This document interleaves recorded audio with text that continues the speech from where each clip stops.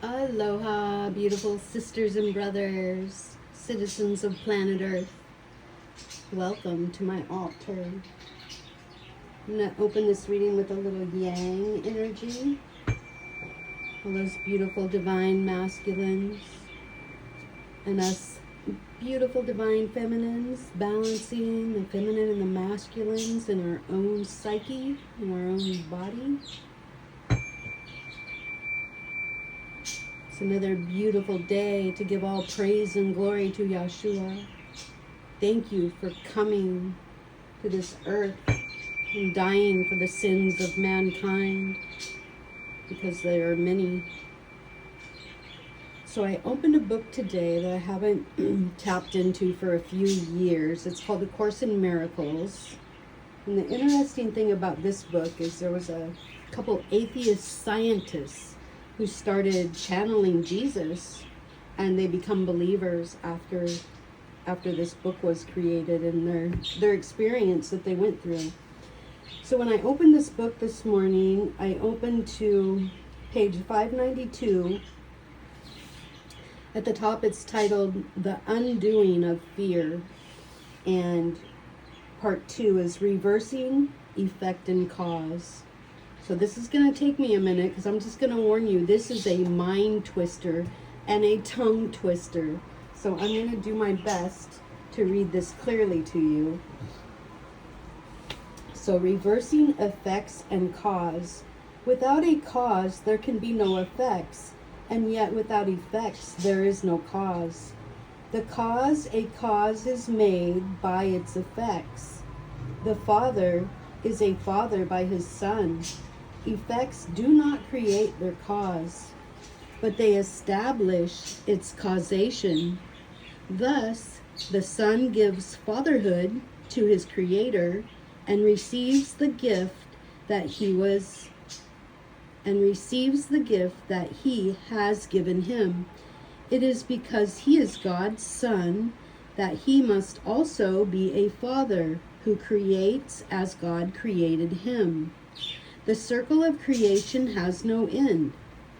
Its starting and its ending are the same, but in itself it holds the universe of all creation without beginning and without an end. Fatherhood is creation. Love must be extended. Purity is not confined. It is the nature of the innocent to be forever uncontained, without a barrier or limitation. This is purity, not of the body, nor can it be found where limitation is. The body can be healed by its effects, which are as limitless as is itself. Yet must all healing come about because the mind is recognized as not within the body and is innocent, and its innocence is quite apart from it, and where all healing is. Where then is healing? Only where its cause is given its effect. For sickness is a meaningless attempt to give effects to causelessness and make it be a cause. Always in sickness does the Son of God attempt to make himself his cause and not allow himself to be his Father's Son. For this is impossible desire. He does not believe that he is love's effect and must be cause because of what he is. The cause of healing is the only cause of everything. It has but one effect, and in that recognition, causelessness is given no effects and none is seen. A mind within a body and a world of other bodies, each with separate minds, are your creations. You, the other mind, creating with effects, unlike yourself, and as their father, you must be like them.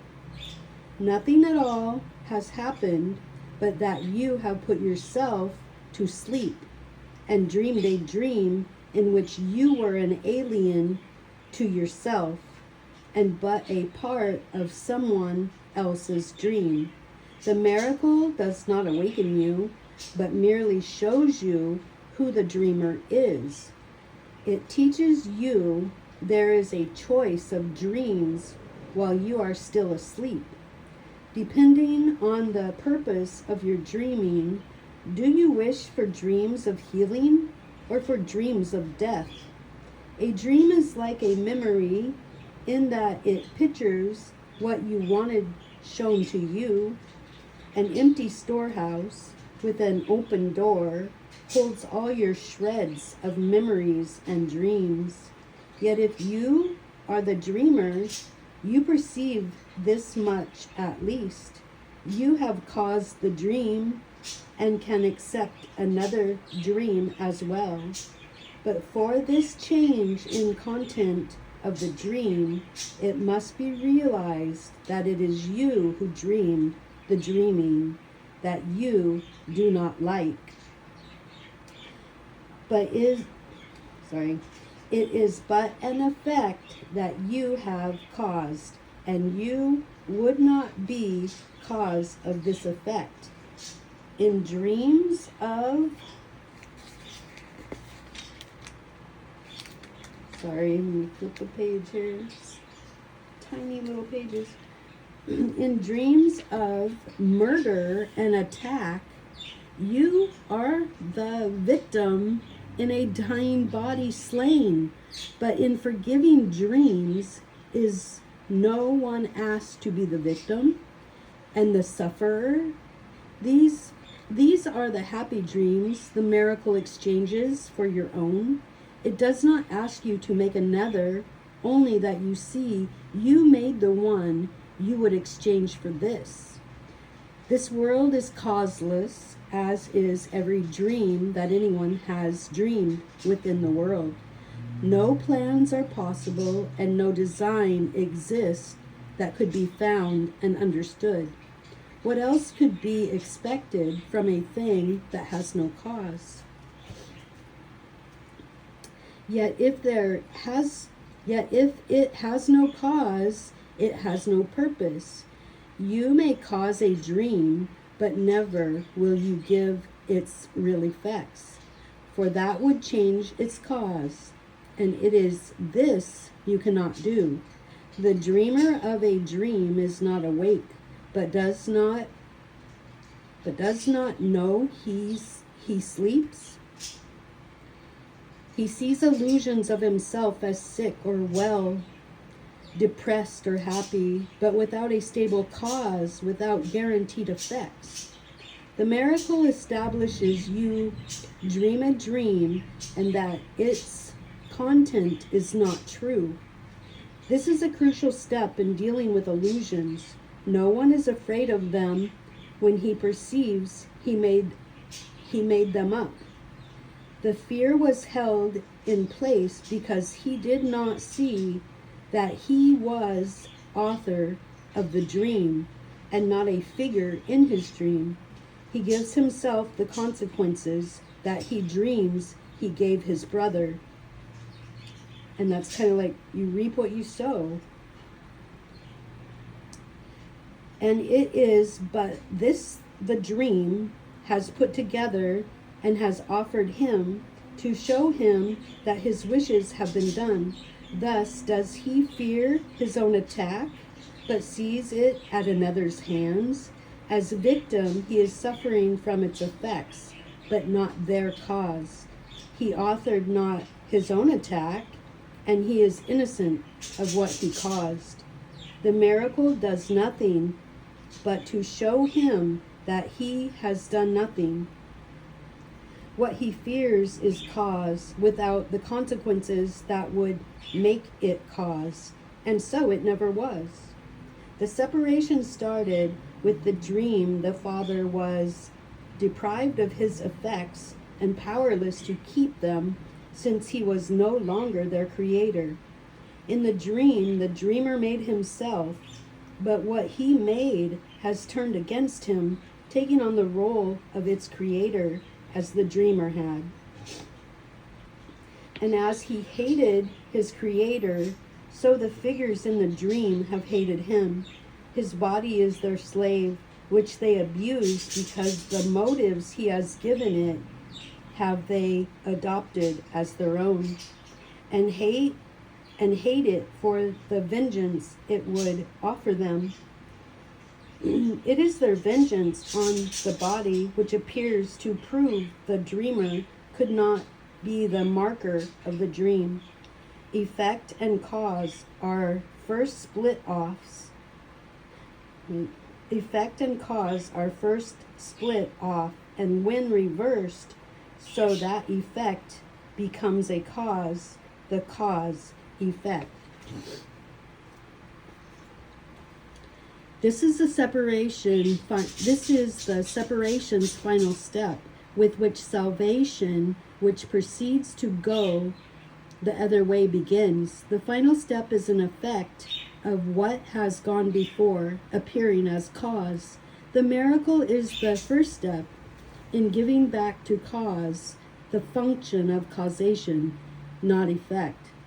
For this confusion has produced the dream, and while it lasts, will awaken.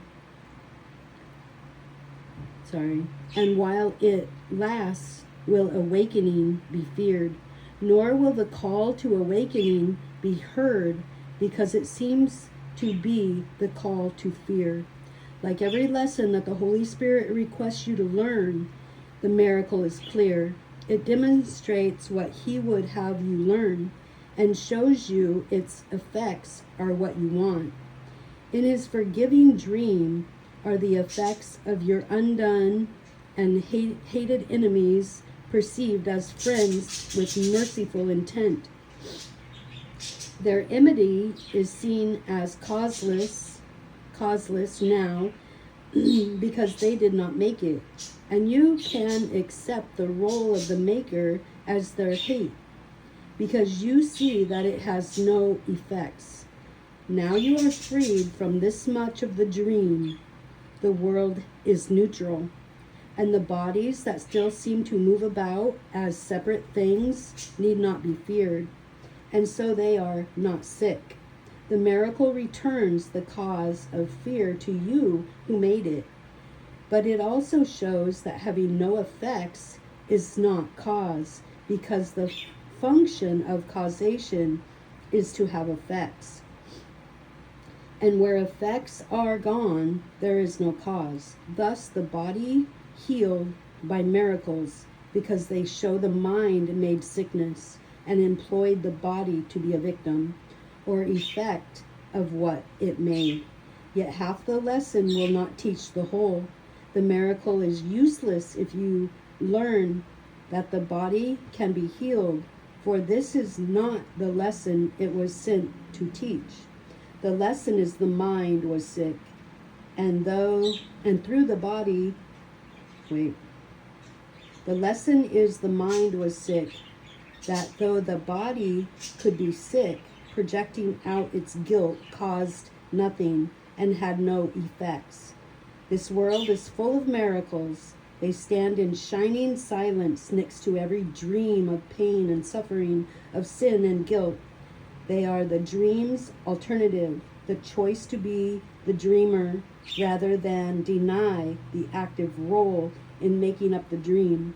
They are the glad effects of taking back the consequence of sickness to its cause. The body is released because the mind acknowledges this is not done to me, but I am doing this. And thus the mind is free to make another choice instead.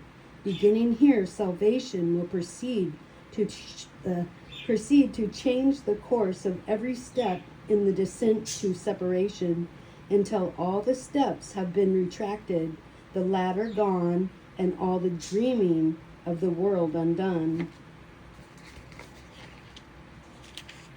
And that's it. So, yeah, meditate on that for a little while. I'm going to close this with some yin. And just remember, you reap what you sow, you get what you give. So give out love, peace. Be honest in all your affairs. Love yourself. Do not let negative thoughts overtake your mind, because your mind affects your body. And I pray healing and health over humanity today. God bless everybody. Aloha.